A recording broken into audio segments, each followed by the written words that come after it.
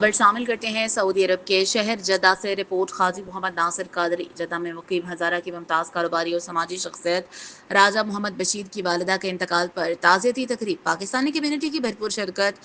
Jeddah میں مقیم ہزارہ کی معروف کاروباری اور سماجی رہنما، پاکستان ویلفیئر ایسوسی ایشن کے جنرل سیکریٹری راجہ محمد بشیر کی والدہ ماجدہ کے انتقال پر ایک پراثر تعزیتی تقریب کا انعقاد کیا گیا، جس میں پاکستانی کمیونٹی کی بڑی تعداد نے شرکت کی۔ تقریب کا اہتمام پاکستان ویلفیئر ایسوسی ایشن اور ہزارہ والس اوورسیز پاکستانیز فورم کی اشتراک سے کیا گیا۔ تقریب میں قاری محمد آصف نے مرحومہ کے ایصال ثواب کے لیے اجتماعی دعا کروائی اور دنیا و آخرت کے حوالے سے روحانی گفتگو کی۔ تقریب میں ہر شعبہ زندگی سے تعلق رکھنے والے افراد نے شرکت کی اور راجہ محمد بشیر سے دلی تعزیت کا اظہار کیا۔ اس موقع پر تمام شرکاء نے ان کے غم میں برابر کے شریک ہونے کا یقین دلایا۔